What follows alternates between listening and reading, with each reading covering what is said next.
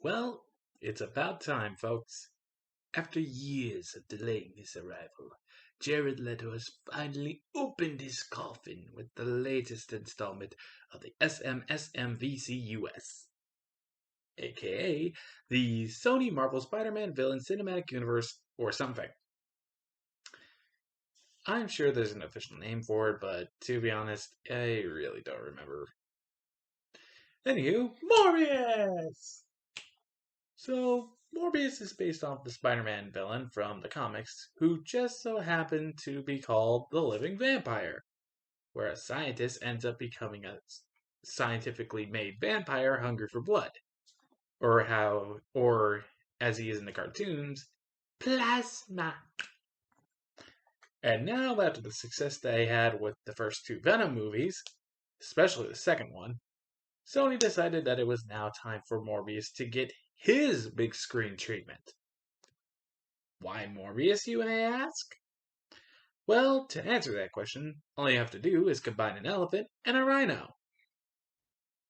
Though, now that I mention it, why do I have a bad feeling they're gonna make a rhino movie next?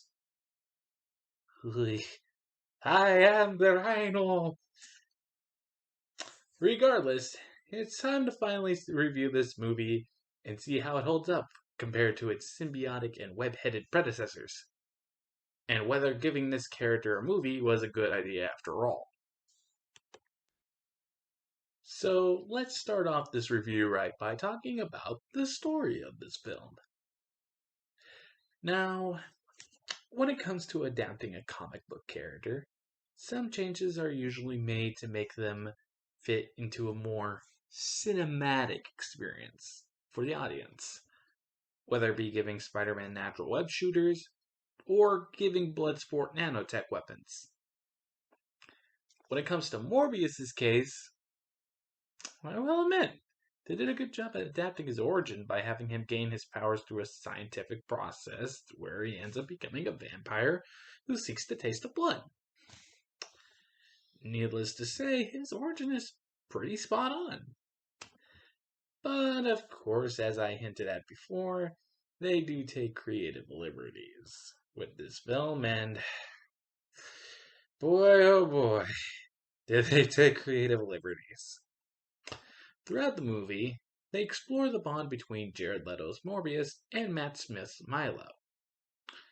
However, that's not the only bond that's focused on in this film. You see, as it turns out, this movie is about tradition and the discovery of who one is or will be. This movie does something the comics have never done before by exploring Morbius's ancestors, in which it turns out they were already vampires to begin with. In fact, thanks to the time they spent in their home in Cali, they ended up becoming vampires with their own unique superpowers. For example, Jared Harris's mentor character, Uncle Jen, is a vampire himself, while also being able to control the weather using his emotions, which leads to scenes similar to Storm from the X-Men. Some other powers from Michael's ancestors include super strength, plant manipulation, healing, shape-shifting, enhanced hearing, and animal communication. Which is an insane addition that ultimately makes Morbius himself not as special compared to the other vampires in the movie. What's even weirder is that they never explain why he's the only one that needed to do an experiment to get his vampire powers. He just isn't born with them for some reason. What, did the experiment awaken the vampire genes inside him or something? That's what they did in the 2003 Hulk movie. How is that even possible? Anyway, Morbius finally has his vampire powers unlocked and is healed of his illness, which is good. He ends up learning more about his heritage and his vampire legacy, which is also kinda good. So, now that he has his powers, he ends up going on a blood-sucking killing spree, where he does some brutal things, with a few highlights being the moment where he shatters a bunch of lights above the enemies' heads, and even having him lift an enemy truck and dropping it onto the road fatally wounding the dudes inside. It was surprisingly brutal for a PG-13 movie, but hey, it's good to know they were at least pushing that rating to its limits. It is very fitting for this character, especially with him being a vampire and all. This movie doesn't shy away from going as brutal as ratingly possible, especially the struggle with the bond between Morbius and Milo, where their friendship is put to the test when Morbius questions whether or not he should use his blood and DNA to cure his friend's illness. Even though it's the exact reason why he even did this in the first place. It goes in a really dark direction with this conflict, to the point where Milo is willing to do anything and go to crazy lengths just to get the cure, which results in his villain origin to have a very, very dark twist to it. That being said, though, he's far from the most menacing villain compared to any of the villains from previous superhero movies. He has a tragic origin, yeah, but at the end of the day, he's still a generic bad guy you see in other movies. However, there is a side plot revolving around the police hunting down Morbius after he's gotten his powers and went on a killing spree. You think that the plot would be more important, down to it being part of the climax. But nope, it only lasts for a few scenes, and even then, the majority of the scenes is just Tyrese Gibson and Al Madrigal talking to each other saying how, oh wow, Morbius be bad guy. We need to get him before more bad things be happenings. It really grinds the movie to a halt in all for nothing scenes that could easily be used for better scenes. More important scenes. Overall, the story is all over the place and really makes this feel like a lecture that goes on for 40 days. I will praise this film for its attempts at visuals, though. They did do a good job designing Morbius's vampire form to make it accurate to the comics as possible. And the different types of visuals they try incorporating into the movie is really clever.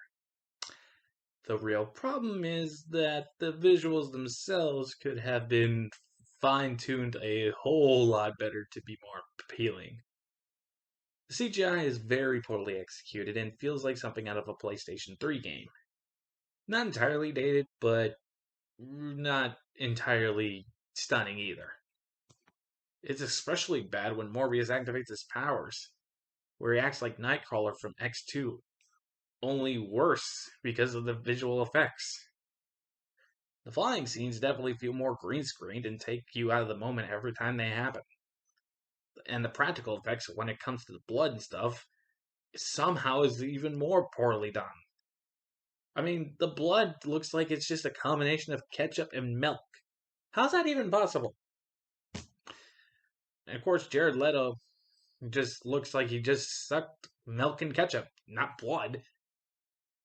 I will admit, however, the stop motion sequence explaining the history of Morbius' ancestors was really clever, and was easily the best part of the movie visually.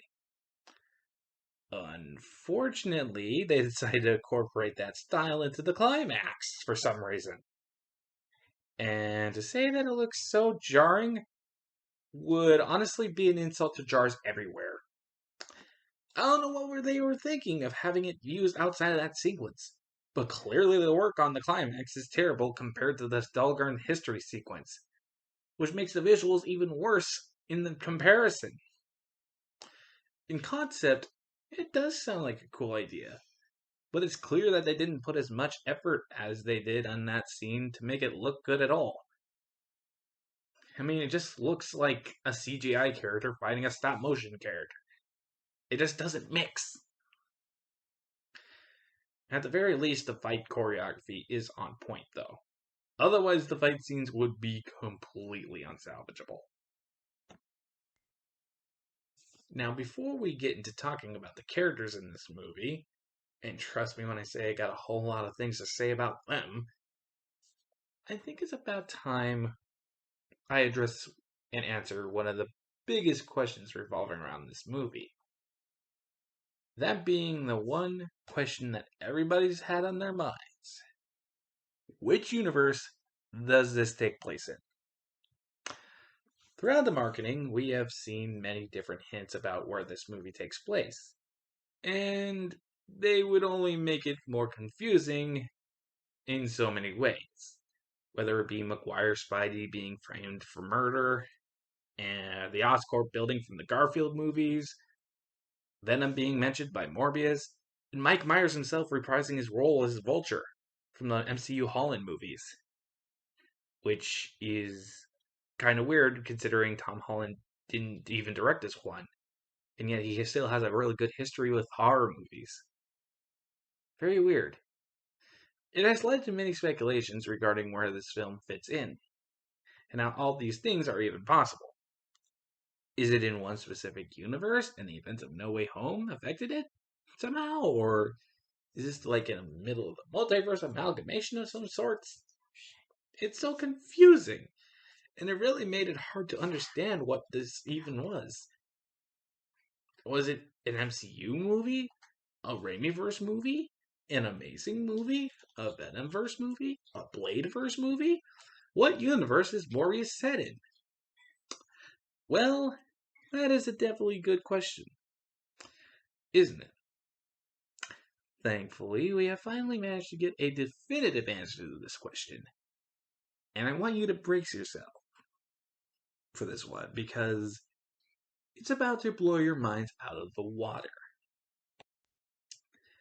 You see, when it comes to the film, the movie mentions many crazy things that happened in this universe, including a major event that happened at a specific location. What is this location, you ask? Well, it turns out to be the one and only Cleveland, Ohio. Okay, so apparently Tyrese Gibson's character used to be an officer rookie in Cleveland during the 80s before moving to New York and becoming a police captain. And he mostly talks about his time in Cleveland, including an event that happened in 1986. Now, okay, so he was in Cleveland. What does this have to do with the universe it takes place in? Well, that's where Gibson's character comes in to give us some big clues to where it takes place. During one of the many conversations in this movie, conversations that could have easily been replaced with something else, something interesting, they end up having conversations about their favorite types of music. And Gibson mentions his favorite music is from the band Cherry Bomb. I know it doesn't seem much, but there's more to this than meets the eye. It's also weird how he ends up having like an air freshener in the car and it looks like a rubber duck. I don't know why, just weird. Anyway, the crown jewel, however, that confirms which universe it takes place in was a throwaway line when talking about the crazy stuff they've went through. Gibson talks about something he experienced in Cleveland, Ohio, where he was a rookie officer. He was with his police crew and then ended up learning about an explosion that occurred at a diner, where the chef and a bunch of truckers were killed in the process. They never found the culprit of the crime, but they did end up finding something oddly weird. They found a magazine on the ground, and along with that magazine was a bunch of white feathers. In other words, the answer to what universe this takes place in turns out to be on Earth 58470, making Morbius set in the same universe and in canon with Howard the Duck.